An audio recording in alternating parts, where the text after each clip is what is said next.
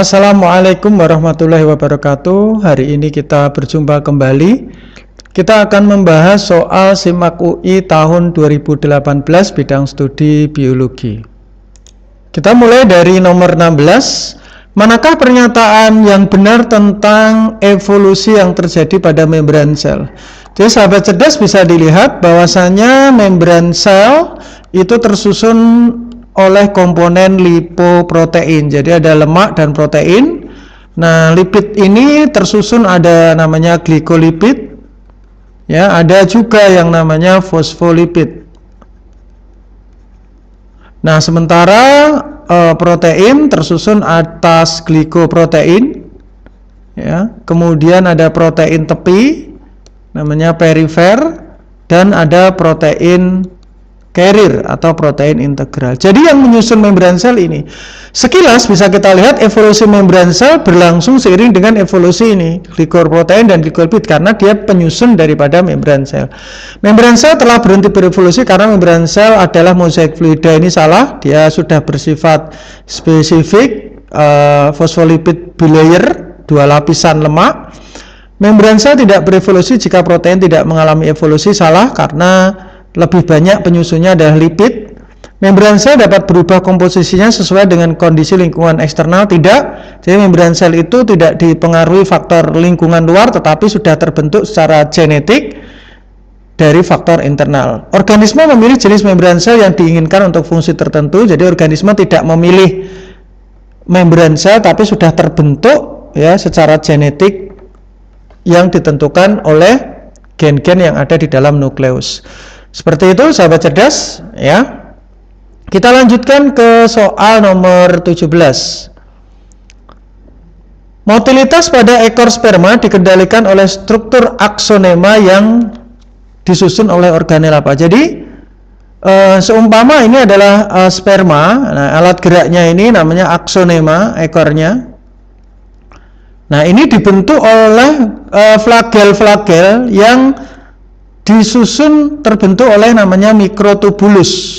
Nah, ini jadi mikrotubulus itu adalah penyusun daripada ekor dari sperma. Nah, kita lihat di sini adalah penyusun daripada aksonema. Jadi aksonema ini zat flagel yang ada di dalam ekor sperma ya. Nah, ini penyusunnya namanya aksonema. Lah, aksonema ini dibentuk oleh, nah ini yang disebut sebagai mikrotubulus. Mikrotubulus itu kalau di dalam sel itu juga hewan itu membentuk sentriol yang akan menghasilkan benang-benang spindle. Oke, nomor 17 jawabannya D. Kita lanjutkan soal nomor 18. Struktur aseksual dari kumpulan hifa kapang yang kompak menyerupai tubuh buah. Jadi sahabat cerdas bisa dilihat ya, saat jamur itu berspora nanti akan tumbuh menjadi benang. Lah, kumpulan dari benang ini akan menjadi sebuah miselium yang nanti akan menjadi tubuh buah.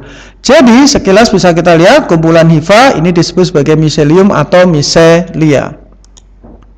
Nah, ini bisa dilihat beberapa gambar tentang jenis-jenis tubuh buah ya. Yang pertama adalah Cleistosium. Nah, ini Cleistosia ya. Cleistosia adalah jenis di mana tubuh buahnya berbentuk bulat tertutup ya. Ini bentuknya bulat tertutup. Kemudian yang kedua ada Perithecium ya. Perithecia ini.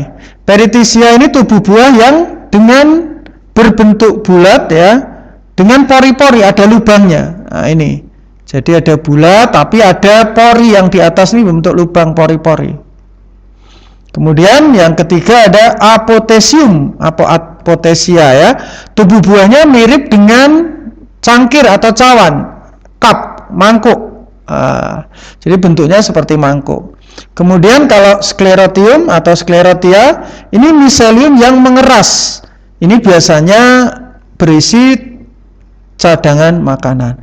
Nah, inilah kumpulan dari hifa yang akan membentuk miselium. C, sahabat cerdas. Nah, selanjutnya soal nomor 19. aplikasi yang menggunakan teknologi DNA untuk membantu ilmuwan di bidang lingkungan. Jadi kita lihat, kata kuncinya adalah lingkungan dan ada teknologi DNA. Nah, contohnya lingkungan, penggunaan PCR menganalisis DNA bakteri yang terdapat dalam timbunan sampah. Oke, ini ada timbunan sampah lingkungan. Tembakau yang bersinar dalam kegelapan, nggak ada hubungannya dengan lingkungan. Bakteri, pembuatan tanaman jagung, cangkok bakteri penghasil insektisida, ini untuk pertanian. Cloning gen untuk ini pengobatan ya. Pembuatan bakteri menggunakan untuk mengurai minyak. Lah ini untuk lingkungan. Jadi yang lingkungan ada dua nih, antara A sama E. Nah, kita lihat yang pertama, metode PCR adalah metode untuk memperbanyak DNA ya. Jadi memperbanyak DNA itu secara in vitro atau di laboratorium. Jadi kalau menggambarkan, menganalisis DNA bakteri yang ada di timbunan sampah, ini berarti untuk mengidentifikasi atau memperbanyak DNA jenis-jenis bakteri-bakteri yang ada di sampah. Ini levelnya hanya mengidentifikasi, ya, mengidentifikasi bakteri yang ada di timbunan sampah, gitu.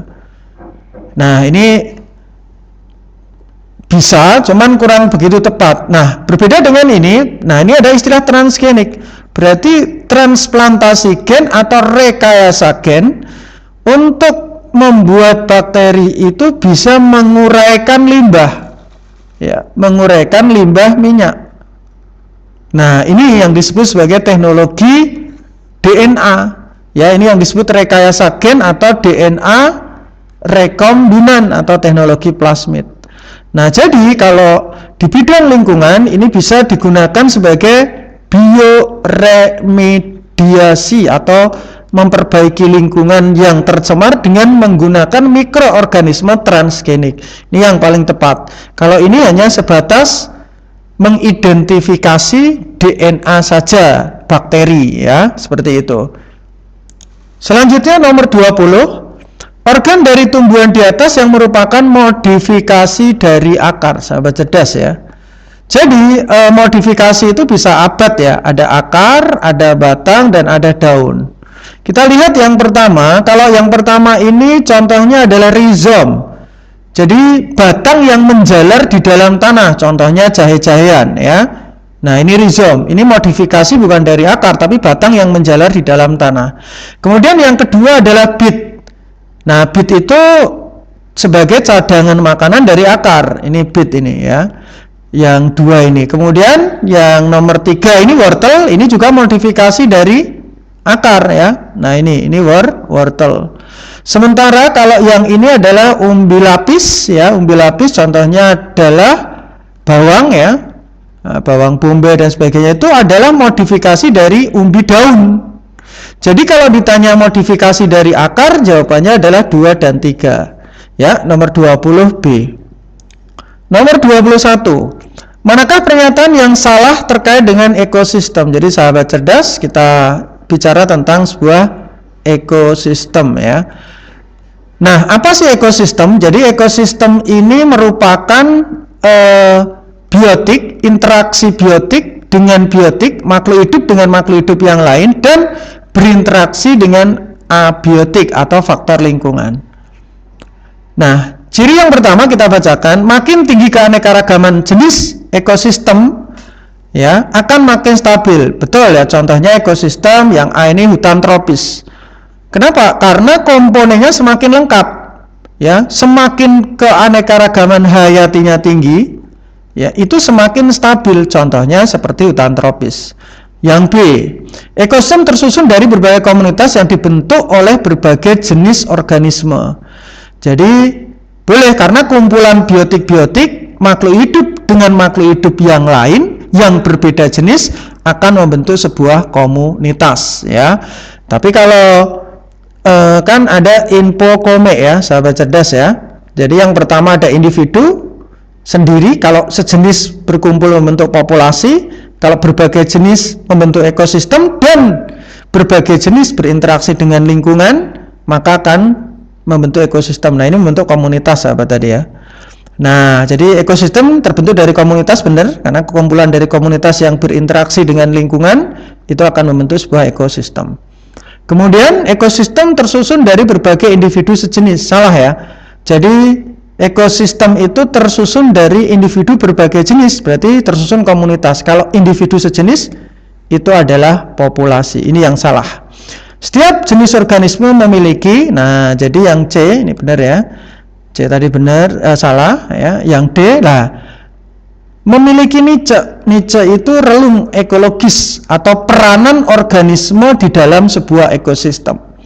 Ya, jadi setiap makhluk hidup pasti punya peran ya. Yang satu berperan sebagai konsumen ya, kemudian ada konsumen 1, konsumen 2, itu namanya niche. Antar komunitas terhubung oleh aliran energi. Ya, contohnya seperti padi dimakan oleh tikus, tikus dimakan oleh ular. Ini ada aliran energi. Ya, contohnya padi energinya 1000 kalori, di sini jadi 100, di sini jadi 10. Jadi ada pengurangan energi pada rantai makanan. Oke, nomor 21C. Nomor 22, yang disebut sebagai sister kromatid. Jadi ini kromatid saudara ya, sahabat cerdas ya.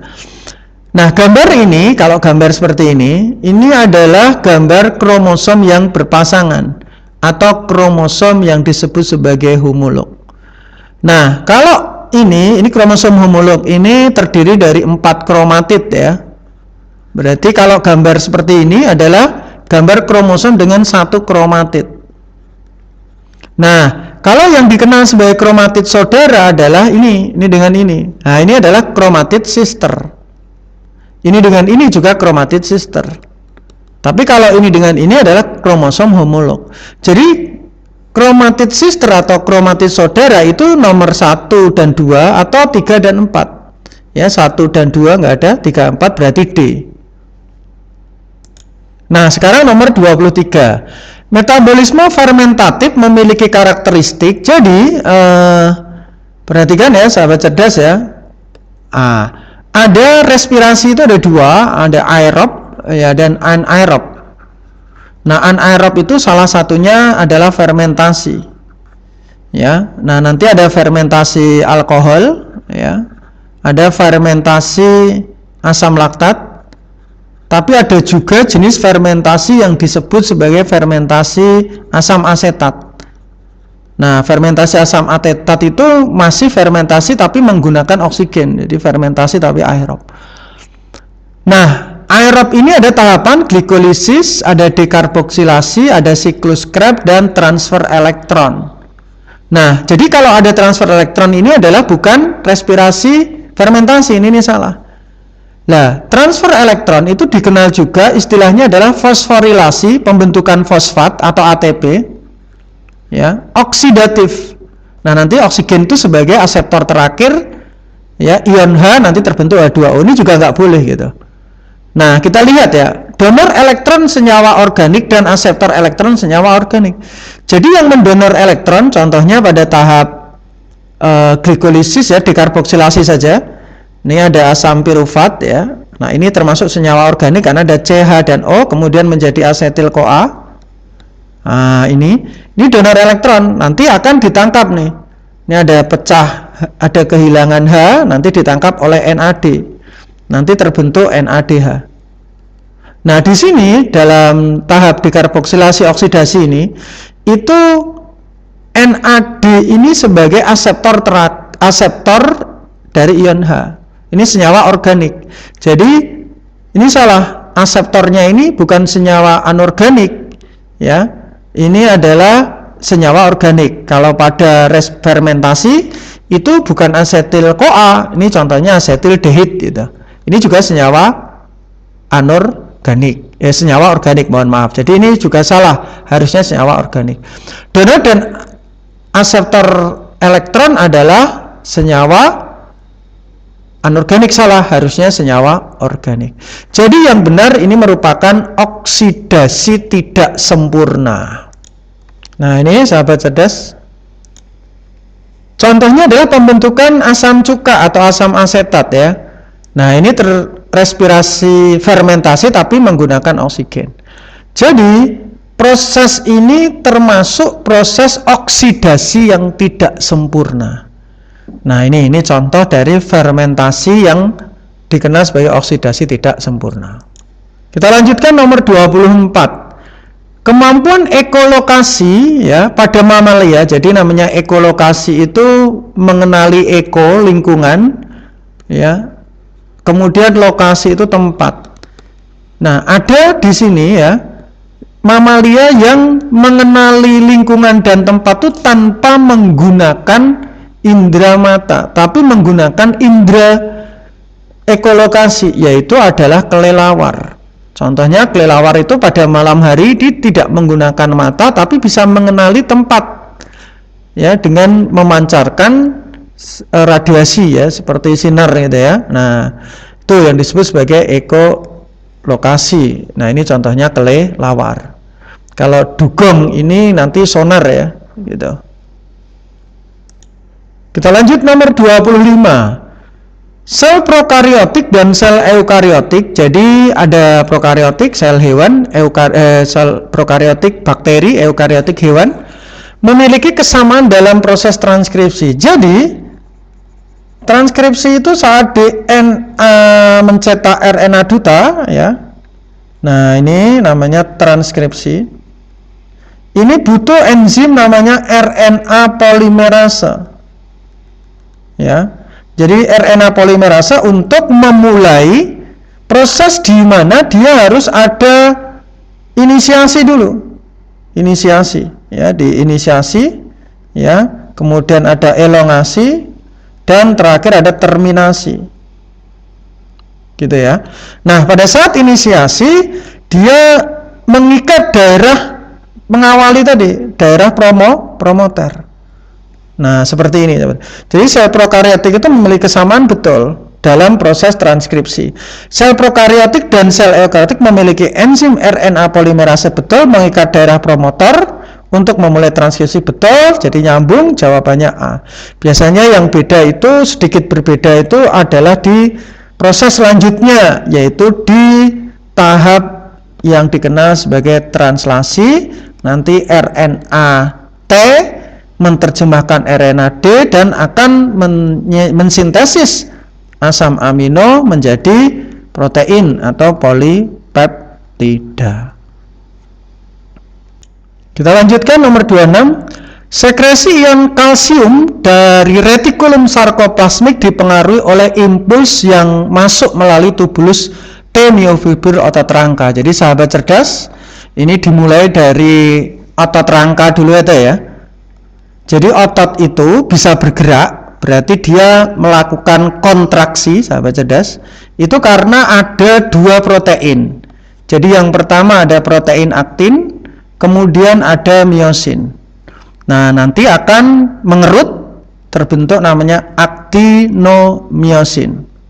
Nah, dalam kontraksi ini tentunya butuh senyawa-senyawa seperti ATP ya, kemudian butuh ion kalsium dan digerakkan oleh otot ya. Otot itu bisa dipengaruhi oleh otak melalui saraf motorik.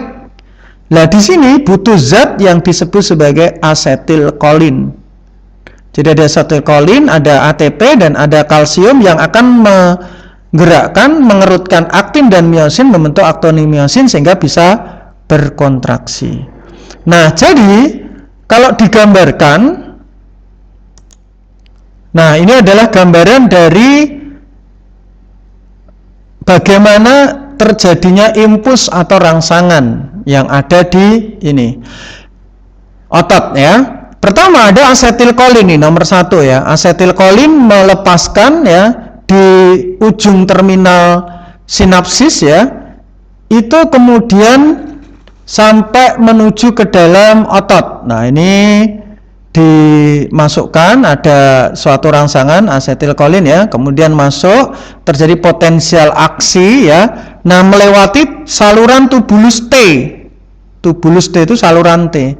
Nah, ini ada membran plasma, di sini ada namanya retikulum ya, sarkoplasmik retikulum. Nah, ini yang akan melepas ion kalsium. Nah, ini kalsiumnya. Ya, jadi Tadi sarkoplasmik ini mensekresi ion kalsium ini dari sampai ke sini betul. Dipengaruhi oleh impuls yang masuk melalui tubulus T, myofibril, ini serabut otot. Ini benar berarti. Berarti masuk ke sini lah terjadilah kalsium ini, kemudian terjadilah kontraksi. Ini yang kita sebut sebagai filamen aktin dan miosin. Terjadi nanti kontraksi. Jadi pernyataan pertama ini benar, ya, sahabat cerdas. Yang kedua, ion kalsium yang akan berikatan dengan tropomiosin yang melekat pada protein aktin. Nah, sekarang kita lihat, sahabat cerdas, ya. Nah, ini gambarnya, ya. Jadi ion kalsium ini akan berikatan dengan troponin, bukan tropomiosin. Jadi ini kesalahan ini. Harusnya berikatan dengan troponin. Nah, ini salah, berarti pernyataan pertama benar, kedua salah. Jawabannya adalah C. Nomor 27. Plasmolisis adalah fenomena terpisahnya membran sel tumbuhan pada dinding sel. Nah, ini contohnya gambar sel tumbuhan, sahabat cerdas. Ini ada dinding sel, kemudian ada membran sel, ya. Nah, jadi kalau tumbuhan ini dimasukkan ke larutan pekat, contohnya larutan gula 40% gitu, atau larutan hipertonik, maka air yang ada di dalam sel tumbuhan ini akan keluar, H2O-nya keluar, sehingga membran sel yang berwarna merah ini itu akan menyusut. Nah, gini. Nah, proses inilah yang disebut sebagai plasmolisis. Jadi plasmolisis adalah lepasnya membran sel dari dinding sel karena sel tumbuhan dimasukkan ke larutan hipertonik, sehingga air dari dalam sel tumbuhan keluar. Jadi fenomena terpisahnya membran sel tumbuhan dengan dinding sel betul. Nah, konsep di dalam sel tumbuhan sebenarnya, ya, jadi nanti contoh realnya adalah tumbuhan itu saat daunnya kena panas yang tinggi itu juga akan layu. Ya, ini akan mengalami plasmolisis begitu. Nah, berbeda dengan vakuola. Vakuola itu di dalam sel tumbuhan merupakan organel yang sangat besar. Nah, di sini di vakuola ini harus memiliki larutan dengan konsentrasi yang tinggi. Artinya larutannya harus hipertonik. Untuk apa? Agar air itu bisa masuk ke dalam sel. Nah, konsepnya begitu. Jadi kalau dia pekat, maka air itu bisa masuk, maka terjadi proses osmosis. Jadi tumbuhan itu bisa menyerap air dari luar karena tekanan sel di tumbuhan itu tinggi, tekanan osmotiknya lebih tinggi. Jadi vakuola pada bagian tengah sel mengandung larutan dengan hipertonik tinggi, ini benar. Begitu, sahabat cerdas, ya. Jadi 27, ya, pernyataan pertama benar, kedua benar, tapi tidak berhubungan. Jawabannya adalah B. Kita lanjut nomor 28. Pernyataan yang terkait dengan persilangan dihibrid antara homozigot resesif dengan heterozigot. Jadi kita kawinkan, sahabat cerdas, homozigot resesif contohnya A kecil B kecil kawin dengan heterozigot A besar A kecil B besar B kecil. Nah, ini dihibrid, perkawinan dengan dua sifat beda. Ini gametnya, ini parentalnya, ini gametnya, keturunannya nanti. Ini ada A besar B besar, ya, ini dengan ini A besar B kecil, ini dengan ini A kecil B besar, dan terakhir ada A kecil B kecil. Nah, nanti kalau dikawinkan, ya, ini ada A besar A kecil B besar B kecil, di sini ada A besar A kecil B kecil, ada A kecil B besar B kecil, dan terakhir A kecil B kecil. Jadi secara genotip, nah, ini ada 4 macam nih, benar nih. Fenotipnya juga akan 4 nih penampakannya, yang contohnya di sini katakanlah buah besar lebat. Contohnya buah besar lebat itu. Ini katakanlah buah besar tidak lebat. Ya, contohnya buah besar tapi tidak lebat. Ya, kemudian ini buahnya kecil. Buah kecil, ya, buah kecil tidak lebat. Ya, gitu. Ini buah kecil tidak lebat, ya. Buah kecil tidak lebat, begitu, sahabat cerdas, ya. Jadi fenotipnya juga 4. Rasio perbandingannya tiap filial ini 25% betul. Nah, homozigot resesif juga ada 1/4, 25%. Betul semua, sahabat cerdas? Jawabannya adalah 1, 2, 3, 4, E. Lanjut nomor 29. Kelompok lumut memiliki ciri berikut. Jadi, lumut itu punya kekasan ya, sahabat cerdas ya. Singkatannya mahar ya. Lumut itu cirinya ya. Jadi yang pertama, bergilir keturunannya, metagenesis. Kemudian dia nggak punya pembuluh angkut, namanya atracheophyta. Kemudian hidupnya tempat lembab, hygrofit. Ya, kemudian autotrof, bisa fotosintesis, dan akarnya masih berupa rhizoid sehingga disebut tumbuhan peralihan antara talus dengan kormus. Nah, yang ditanyakan adalah di tahap metagenesis. Jadi, metagenesis lumut itu rama imut, anter, erma, dan arum. Yang pertama, dia berkembang biak dengan spora, nanti tumbuh menjadi protonema. Nah, setelah itu menjadi tumbuhan lumut. Tumbuhan lumut ada dua fase. Yang pertama ada penghasil antheridium. Nah, ini erma, berarti menghasilkan sperma. Gamet jantan ini, spermatozoid, maaf. Terus arum, ini ada archegonium. Nah, nanti akan menghasilkan ovum. Nah, setelah ini kawin, nah ini yang disebut tumbuhan lumut ini adalah fase yang ngasilin gamet, namanya gametofit. Nah, setelah kawin nanti jadi zigot, sahabat cerdas. Nah, terus jadi kotak spora, namanya sporangium. Nah, inilah fase penghasil spora. Nanti pecah. Kalau pecah panjang nih sporangiumnya, nah nanti ngasilin spora ini. Nah, fasenya disebut sebagai sporofit. Begitu, sahabat cerdas. Jadi terdapat fase pergantian keturunan metagenesis, betul. Fase sporofit lebih dominan dari gametofit, salah, karena tumbuhan lumutnya yang dominan ini, ya, yang usianya panjang. Jadi ini salah. Sporofit berasal dari fase pada bagian yang ujungnya adalah sporangium. Betul, jadi sporangium itu nanti menghasilkan spora, merupakan fase sporofit, betul juga. Gametofit berumur lebih pendek daripada sporofit, salah ya. Gametofit itu usianya lebih panjang. Berarti 1-3 jawabannya adalah B. Terakhir nomor 30, kerusakan pada darah bintik kuning di mata akan menyebabkan apa? Jadi kita lihat, sahabat cerdas.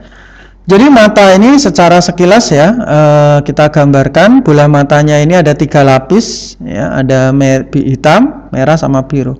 Jadi ada SKR ya. Jadi ada sklera, ini bola yang bagian bola mata bagian luar penyokong. Ini ada koroid, dan terakhir retina. Nah, yang kita bahas ada retina. Jadi retina itu ada ya yang namanya bintik kuning. Nah, ini atau disebut fovea. Nah, ini bintik kuning ini. Nah, bintik kuning ini tersusun oleh sel kerucut, sahabat cerdas. Jadi fovea ini atau yang disebut bintik kuning tadi, fovea centralis ya. Ini mengandung sel kerucut, tidak mengandung sel batang. Jadi tidak ada sel batangnya di sini. Nah, berarti yang ada sel batangnya salah nih gitu. Nah, di sel kerucut ini ada 2. Kerucut itu melihat suasana terang, ya. Nah, nanti sel kerucut ini bisa melihat suasana terang, ya. Ada red, green, sama blue ya. Nah, jika sel terang tidak bisa, sel kerucutnya terganggu, kerusak, ya, maka yang terjadi di sini melihat suasana terang sehingga melihat cahaya polikromatik, gitu. Ya, contohnya trikromatik ya. Tapi kalau hanya kehilangan semua ini, bisa jadi dia akan mengalami buta warna total. Kenapa? Karena red, green, dan blue-nya itu nggak bisa terdeteksi. Atau buta warna sebagian, kalau rednya nggak bisa tapi green sama blue-nya bisa. Jadi buta warna total atau buta warna parsial. Nah, ini sahabat, buta warna total atau parsial. Nah, sementara untuk impuls tidak diterima oleh fotoreseptor, kita lihat. Nah, ini sahabat cerdas. Jadi kalau kita gambarkan di mata ya, tadi di bagian fovea atau fovea centralis atau bintik kuning. Nah, ini ada tadi lapisan sklera, koroid, terus kemudian retina. Nah, ini ada sel batang ya, sel kerucut itu ada di bagian bintik kuning, tapi di batang itu nggak ada. Nah, sel fotoreseptor itu ada di belakang sel kerucut, sehingga terjadi kerusakan bintik kuning itu tidak mempengaruhi sel reseptor. Jadi reseptornya tidak ini. Jadi yang betul 1 dan 3 jawabannya adalah B. Terima kasih sahabat cerdas, demikian pembahasan SIMA UI tahun 2018. Sukses selalu. Assalamualaikum warahmatullahi wabarakatuh.